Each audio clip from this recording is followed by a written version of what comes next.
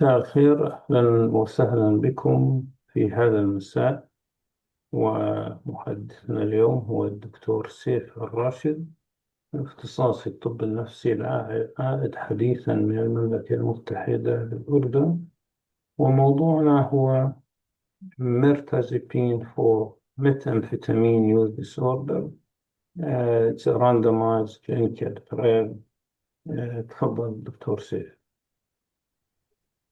شكرا دكتور وليد، مرحبا جميعا. وليش بحب اشكر الدكتور وليد عشان بنظم لنا هذا الويكلي تيتشنج. ان شاء الله اليوم نحن راح نناقش دراسه بنقدر نحكي عنها شوي، نعرف اكثر كيف تو انالايز ات، ايش الاوتكم تاعته، how will this affect us clinically. والاخر نفتح النقاش طبعا what are the limitations and what are the difficulties that we still have to face every day for treating patients with methamphetamine disorder. عشان نبلش. this is a phase 3 trial. في على نفس الموضوع انعملت دراستين قبل كانوا phase 2، فهي أول دراسة بتكون معمولة من phase 3. It's multi site، رح نحكي أكثر عن هذا الموضوع. It's around 6 clinics in Australia. تمام. It's randomized controlled trial for mirtazapine use for methamphetamine. To start with, زي ما نعرف نحن حاليا there is no FDA approved medications for the treatment of methamphetamine. We do treat symptomatically, and I think this is one of the topics that we will be talking about بآخر المحاضرة لما نفتح النقاش. Also, there's the role of psychotherapy approaches such as motivational interviewing, CBT, and sometimes يعني نحكي risk reduction treatment in some sense, and self-control. بنبلش المحاضرة. It was published this year بال 2026 بأبريل بالجامعة Psychiatry. تمام. فزي ما احنا بلشنا وحكينا في الموضوع، بدنا نحكي هلا نحن ليش بدنا نعمل هاي المحاضرة. So the pattern or the sequence اللي بدنا نمشي فيه بهاي الفكرة تكون why does this matter? I think يعني we've answered this at the beginning of the part. Can we trust this study or not? And what changes can we apply into our day-to-day practice مع المرضى اللي بنشوفهم بشكل يومي. So let's say why this trial matters in the first place. أول شيء زي ما حكينا there's no approved pharmacological therapies that do exist at the moment. 7.4 million people worldwide use methamphetamine, and I think this number is much greater actually. There's around 300,000 estimated deaths per year that are somehow related to methamphetamine use, and we still have zero FDA approved therapies, which is quite concerning because we are losing a significant number of patients, and patients are struggling day to day in their life with methamphetamine use. And as our role as psychiatrists, and to be more specific as addiction specialists, we should be always up to date with the new research and try to be innovative in some sense to try to help patients to get better. So methamphetamine use is associated with a lot of risks, as we all know. منها psychosis that we see very frequently in our clinics and inpatient hospitals, drug-induced psychosis due to methamphetamine use, cardiovascular risks over time, accidental injuries due to disinhibition, due to difficulty with walking and gait issues, suicide also, and homicide. Yani both are very important factors that we have to look at, because at the end of the day, death is the unacceptable outcome in any situation ever. We do accept side effects, we do accept adverse effects, but we never do expect suicide or homicide to happen. The clinical gap that exists at this moment, and I think a lot of innovative treatments to help treat methamphetamine use has to do with prescribing high dose of stimulants, which we try to see بمرضانا بداي to day نحاول to as حكينا harm reduction sense إنه let's move them to a high dose stimulant or sometimes to treat their ADHD إذا كان موجود أو long acting opiate antagonist with bupropion, which are medications that are still used, but they have a lot of gaps. Mainly, it requires a specialist supervision, هذا الشيء بنعرفه, because there's the risk of overdose, toxicity, and of course, the most common, it's the abuse liability risk. The good thing about mirtazapine, in a sense that it is cheap, generic, and we do not require that much supervision in order to apply that treatment, and that gives it its benefit in some sense. Why mirtazapine? Out of all medications, why, let's say scientifically, why do we consider mirtazapine? So there are a few reasons to do so. أول شيء عندنا the most obvious one, which is the serotonin antagonism من ال 5-HT2A, 2C, and the HT3, which we all know relates to cognition, perception, GI, appetite, stomach, and sometimes sexual dysfunction. فبشكل عام, these are the main targets اللي بيصير فيهم الactivity. And that indirectly modulates the dopamine function. So the idea is if we can modify or attenuate or weaken in some sense the dopamine function to modulate it, we can probably attenuate the effect of methamphetamines on the reward system بشكل عام بالlimbic system. And then there's the presynaptic alpha-2 adrenergic blockage, which targets the receptors dysregulated in methamphetamine use. As we all know, methamphetamine is somewhat a direct agonist of dopamine, but it also affects the noradrenaline receptors. So targeting that is very important. And finally, the most obvious one, اللي هي histamine receptors. It helps with insomnia and anxiety. And generally, a lot of our patients who do use methamphetamine, they do use it for a reason. And that is either they're trying to medicate themselves because they either have ADHD, they either have anxiety, depression, any of the disorders. And sometimes in schizophrenic or psychotic patients, due to the avolition and the negative symptoms, they might tend to use methamphetamine because that gives them the incorrect, let's say, stimulation that they need in some sense. So the evidence up to date, there have been 2 studies that have been done before the McKeaton one. They were both, as we said, phase 2, and they have a lot of limitations that we would definitely get into now. But overall, they showed that there's a 14% difference in methamphetamine positive urine tests, which is quite different to what the study today has tested.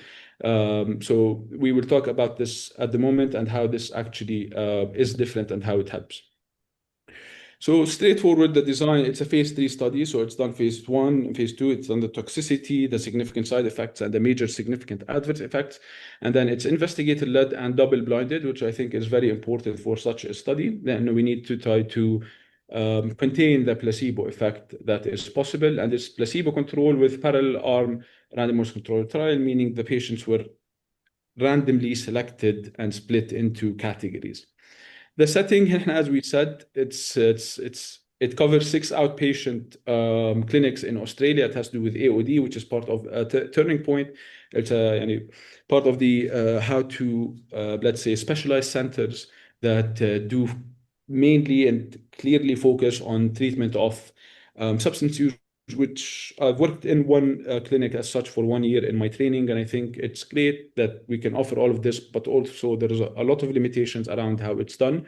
But again, I don't think that's the topic for tonight. And the enrollment window, it started in the late 2022s, and the study ended the data collection in May 2025, and this was published early this year. The intervention was quite straightforward. Mirtazapine 30 milligrams for 12 weeks, and then 15 milligrams for 28 days to taper it down versus the matching placebo. The randomized was 1-to-1 stratified by sex and depression, which was a very important factor because depression is very common. That's one. And 2, women were excluded in previous studies, which I think it's something that we will get into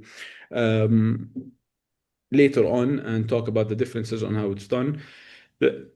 زي أي دراسة there was the primary outcome and the secondary outcome. So the primary outcome was pretty straightforward, and it's done in a way where they're using the timeline follow back schedules. It's a known schedules that's used to patients to use to keep track of the days that they have taken and the days that they haven't. So it's been measured day by day use. So in general, if they were using in 28 days, 24, we see the reduction of how many days they've used. And part of it was done from baseline to 12 weeks, but it was also measured at 4 weeks and 8 weeks to see the changes. هلا نحكي study population generally. It started with 1,267 patients which were assessed for eligibility. Then 344 were selected and randomized. And at the end, 339 received the trial medication, roughly 167 placebo and 172 mirtazapine. And 293 patients completed the 12-week assessment, which is 86%. Relatively, this is a good number. يعني we're saying 1 in 7 did not continue the 12-week assessment, which is quite good for such a study. طبعا we need to clarify هذا الشيء على بكير انه it says 86% of patients they finished the treatment, but some of them might have fallen out of treatment. زي وقفوا ياخذوا الدواء بس ضلهم to engage and report and attend. So the numbers have some discrepancy. The baseline characteristics, so the mean age was 42, which I think was quite old when you look into the community. So 42 means with 8.6 standard deviation. Then we have patients above 45 and 50 that are using as well. 37% were female. The day use was generally on how many days they have used, and the average was 24 days per month, meaning 1 day a week they haven't used. Depressed at baseline was a very important factor. So they've used the PHQ-9 and a score above 10 was considered to be depressed at baseline, which was roughly half of patients. Injecting methamphetamine was 45%, which is quite a high number, and prison history, so it was around 40%, which means there's a big percentage of patients who are using methamphetamine are getting into forensic issues, and that's probably has to do with the substance. Of course, there's the personality disorder and the comorbidities, but generally we can see that the number is quite significant. As we said, the good thing about the study, it was broader than the ones they've done before. Previous ones excluded women, which I think was a bit odd in that sense, and they've excluded depressed patients, which are both well represented here because the comorbidity of depression is quite high, either due to previous issue prior to use, and sometimes because of the long term of the substance use, they end up meeting the diagnosis of a major depressive disorder or clinical depression. So let's talk about the primary outcome of that. So as you can see, the primary outcome حكينا was how many days they would use the substance, and in the reduction in days between placebo and between the active metabolite, which is mirtazapine, was 2.2 days, meaning people on mirtazapine were using 7 days less, while patients using placebo are using 4.8 days less. The good thing about the study is that, or it's not the good thing, it's the right thing to do, that the confidence interval has not crossed the interval line, which means that it is probably a reasonable number that we can depend on, with a p-value of 0.02, which is quite good for a study, meaning that if we replicated, then the chance of it being by random or chance is around 2%, which is quite low. So as we said, there's 8% reduction in the risk of methamphetamine use on a given day, and the incidence ratio was 0.89 with a confidence interval that does not cross the interval line, which makes it valuable in a sense where there's 11% reduction when it's counted in the incidence rate ratio rather than the days directly. So there was also part of the timing اللي حكينا عنه إنه they were measured at 4 weeks and 8 weeks. So on 4 weeks there was reduction of 1.3 with a p-interval of 0.2, so this is not reliable. And by week 8, it's around 1.9 with 0.06, so it's right there, but still not good enough. And that effect's built over 12 weeks. So we can notice that the longer they use it, the less likely they are to use medication, although the numbers are quite small.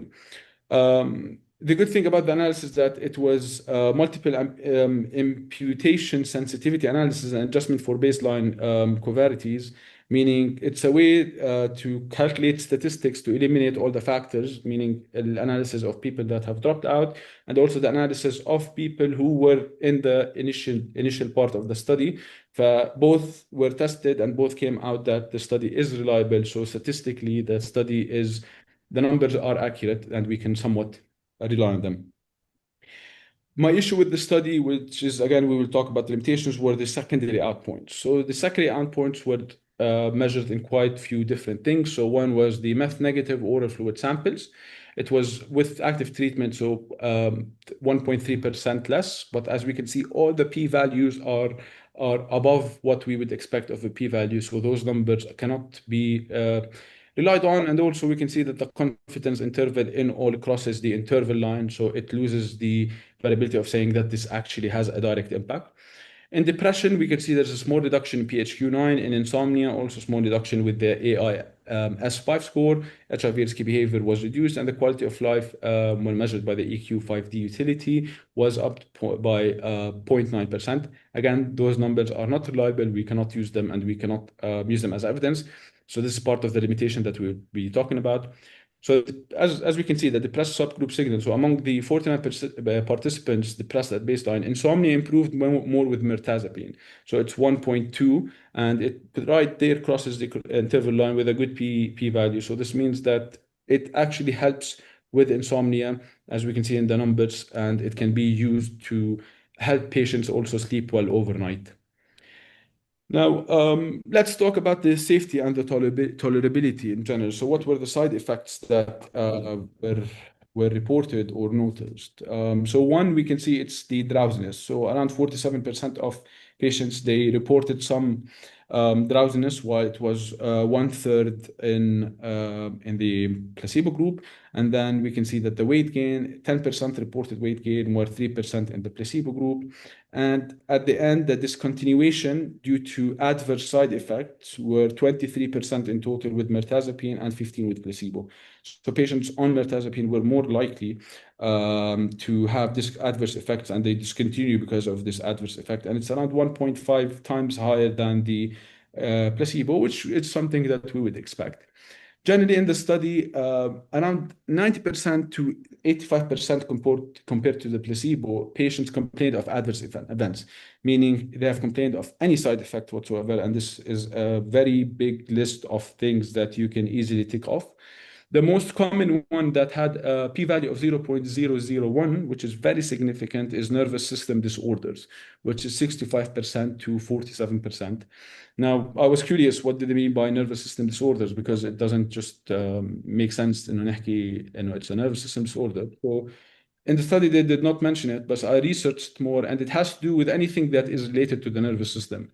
So drowsiness, insomnia, difficulty with gait, all of that, even like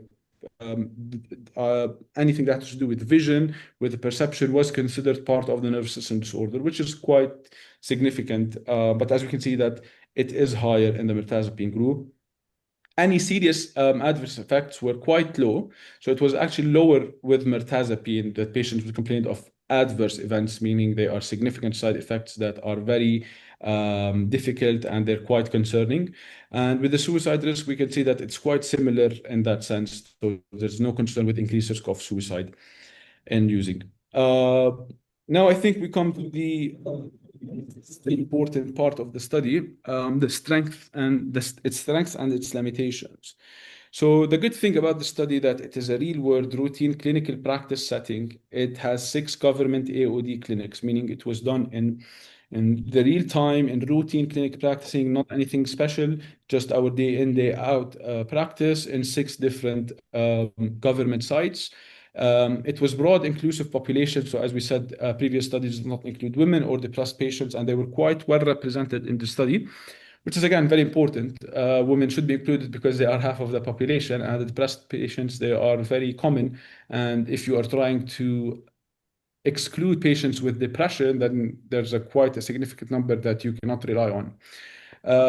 It had low iteration, as we said, so 86% completed the week 12 assessment, which is quite good. The number of dropouts in the study who have not completed it all the way out was 1 in 7. The findings, as we said, the statistical analysis, it was robust to amputation and covariate adjustment sensitivity analysis, and both passed. So this means that the numbers are reliable.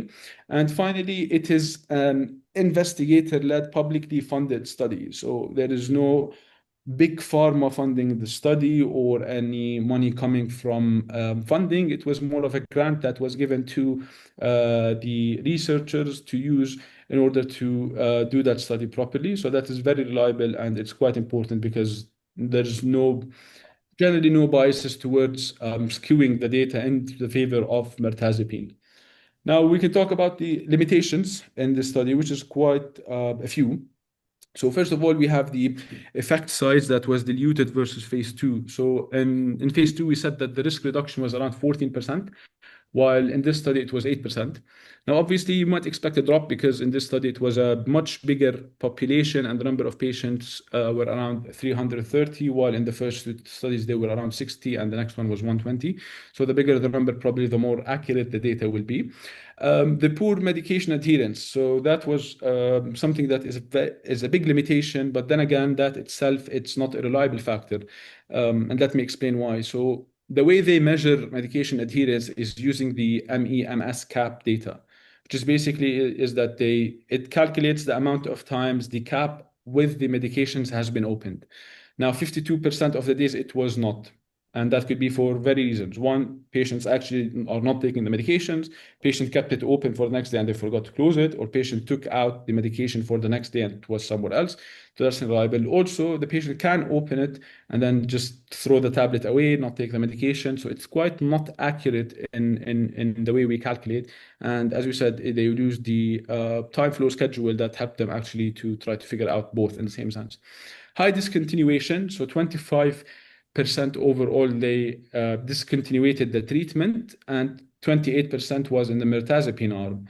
If we ask a very logical question, we're saying that 86% of the population completed the study, then what do you mean by 25% discontinuation? Meaning around 25 to 30% of patients, at some point they've stopped taking the treatment or the placebo, but they were actually going to their appointments. So you have to add them into data and then use it in the analysis study to be able to filter it out properly. As we said, the primary outcome is self-reported, though it was corroborated by oral fluid testing. And one of the biggest limitations, which is not significant exactly to study because it's not the primary outcome, but all the secondary endpoints did not reach any like statistical significance, and this is quite concerning because everything else we studied had no value except for insomnia. We can see that there is some improvement or help when it comes to insomnia itself. Now, I think it was quite short, but the area for discussion is quite big because there's a lot of questions that we'd like to ask. But before I do that, so what is the take-home message? So it's accessible and scalable. So it's cheap, generic, safe to use both in inpatient, outpatient, without the needing of a addiction specialist, unlike other medications like the stimulants or opiates. And that helps because worldwide, in a system where it relies on GPs or internists in some sense, they can easily and confidently and safely be able to prescribe it for patients. The effect is modest. We can say that 2.2%, 2.2 days reduction is not a cure or it's not a major improvement. But again, I think because we are very stuck and we don't have any actual pharmacological treatments to use, that anything that we can think of would be quite valuable and should be integrated into the treatment. You have to warn patients about some side effects that are very common, which we said are drowsiness and weight gain upfront, because nearly 1 in 4 discontinued the treatment because of adverse side effects. And sometimes explaining to the patient what the side effects are and that what they should expect would likely to happen. If they anticipate it, then they're less likely to stop the medication because now they're well informed and they have some psychoeducation regarding what is happening. We can also consider it in depression and insomnia, which are very common with using and with stopping. So you'd expect patients to fall into likely depressive episodes or a withdrawn episode, and the mirtazapine can be very helpful in that. And also insomnia would likely be very common and difficulty sleeping, and just helping the patient regulate their sleep can have a big impact on overall the likely to stop using drugs. So I think I would like to thank you all, but before I end, I'd like to raise three questions that I think are quite important because there's a lot in the study that we should take home with us at the end of the day, and there are a lot of things that are not very helpful and they need to be tested even further. So the first question that I've asked a few times over this session was, would a 2.2-day reduction in use change your own prescribing for a patient with moderate to severe MUD? Meaning, is that good enough for you as a clinician to consider that that could be used as an option? Second thing is, how do you weigh the drowsiness, weight gain, discontinuation profile against a modest efficacy signal? So patients, there is some efficacy, some improvement, but then again, there are the risks and the side effects that patients are likely to experience. So when we calculate the risk-benefit analysis in our day-to-day clinical practice, is it something that we are happy to go ahead with? And mirtazapine is a bridge therapy while we wait for something more effective, or genuinely a first-line option now. So I would like to say that no, it should not be a first-line option, but I'd like to get from that question is it something, or it opens our discussion to a point where, although we do know a lot about substance use disorder and methamphetamine, chemically how it works, how it affects the brain, the behavior of people and their emotions and their cognition due to using that substance, but we are still very behind in completely understanding it and understanding the bigger picture of addiction and even finding cures, or I would not go that far, even like treatments that would significantly help patients day to day to be able to stop. Because at the end of the day, the risks of using methamphetamines are quite significant. واي ثينك يعني بما انه بنحكي موضوع بالاردن حاليا في حمله كثير كبيره عم بيكون على موضوع الكريستال ميث, which raises the flag انه now socially and politically we can see that it's a hot topic because it is out there in our community and it's very common now to the point where it gets very disrupted.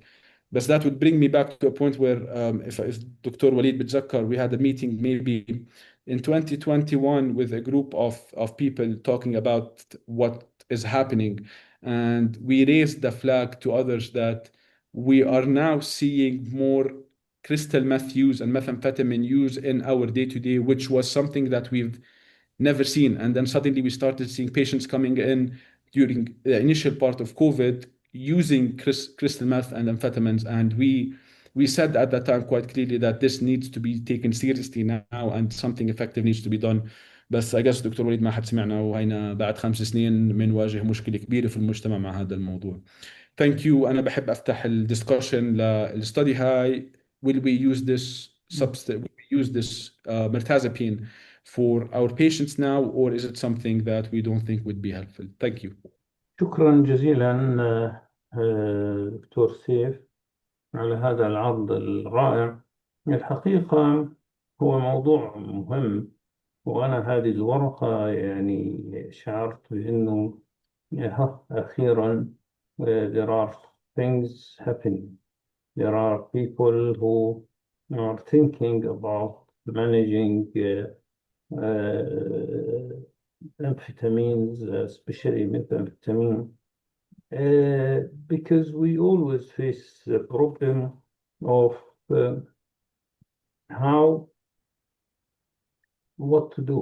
The question we are asked daily, طيب ما في شيء يخفف رابطه بالتعاطي؟ هلا للأسف الشديد لا زال الموضوع، يعني أنا حقيقة استعملت الميرتازيبين. يعني الكثير من هؤلاء المرضى ممكن أساسا يعني بعد فترة ديتوكس هم يعني إلى حد ما يتحسنوا وأسابيع وأحيانا شهور 6 شهور ويعودوا. فالبحث هو فعليا عن شيء longer term.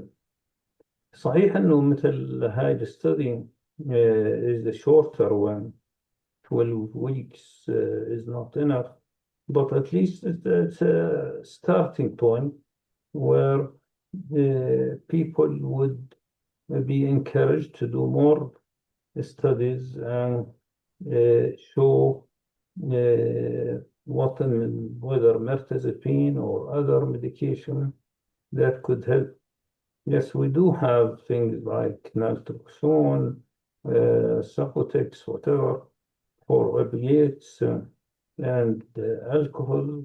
So we have very little uh, uh, to help people after detox, even with psychotherapy and so on.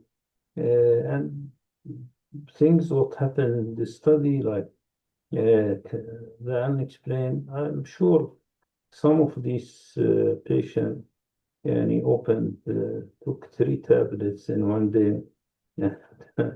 لأنه يعني addicts usually if they want to take Panadol they would take 8 or 10. They don't know, they don't care about number, and they don't believe that one tablet of anything is enough. The other point that most of these patients are become psychotic. I don't know how did they exclude this psychotic from the patient entering the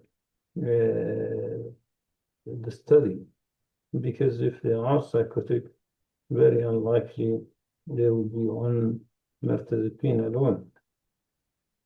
Even with those who have drug-induced psychosis, that is mainly formed by the, the point that they are formed by some they want to be on antipsychotic as well as mirtazapine. This is what I would imagine. But anyway, this is quite interesting, and we will wait and see more studies. Dr. شكرا جزيلا. ما أعرف الصوت مسموع لأن أنا ما دا أسمعكم زين. صوتي مسموع؟ مسموع. Okay. Thank you very much, Dr. وليد, for all these efforts. And thank you, Dr. Saif, for the very nice presentation. It seems that you are still fresh coming back from the UK. Okay. I think Dr. Saif covered the whole subject. I don't have a lot to add, but I would like to answer a couple of his questions, not the three of them. As far as the first question, personally, I don't think that 2.2 days or whatever is enough to regard it as a big step. However, we should not neglect it. We should not belittle the work. The work is very good, and it is something, but to me, it is not that thing that I would expect from an effort like this. The third part, or the third question, in fact, if you read the introduction of the paper itself, in a way, they have answered the question, because they think in the introduction that the anti-addictive effect of mirtazapine, if there is any anti-addictive effect, is completely different from the antidepressant effect.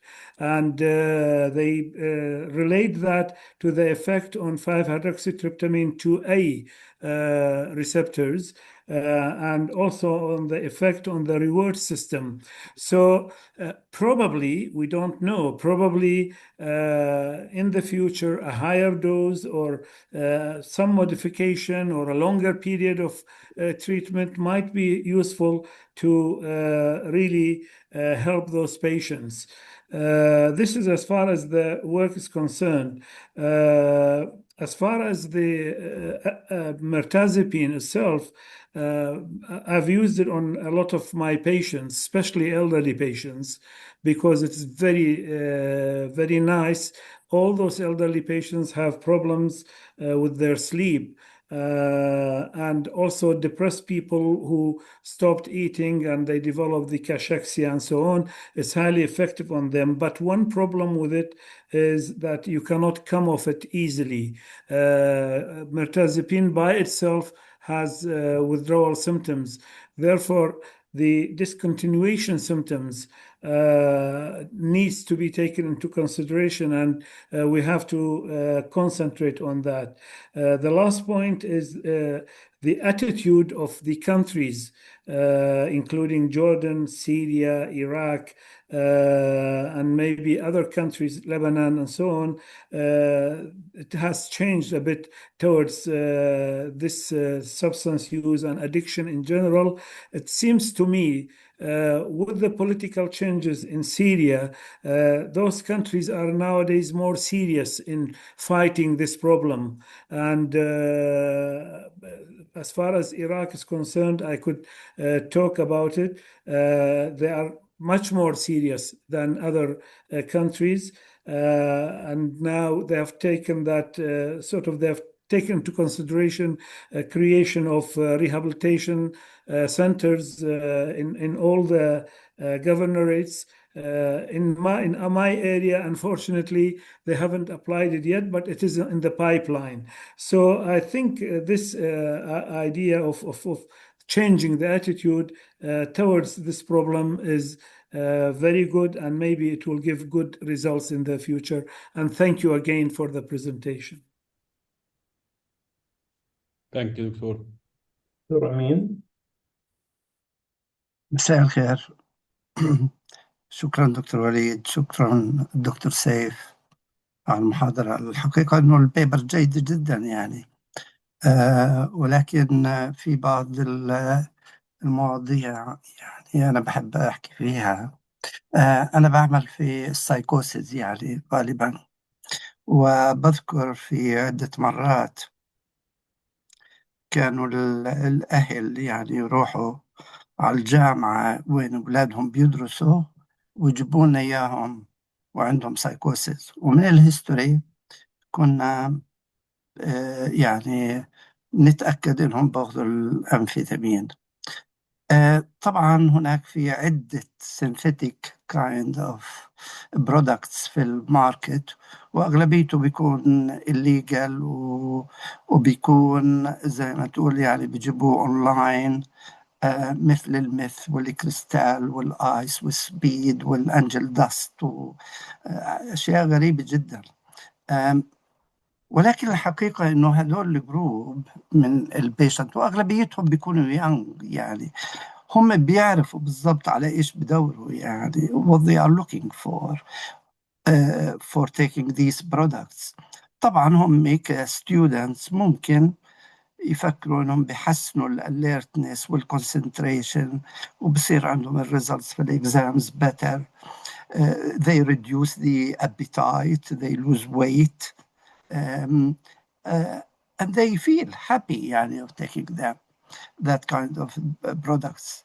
لما نيجي ونقول لهم عن المترازيبين اللي هو طبعا له complete opposite effect on them in terms of sedation.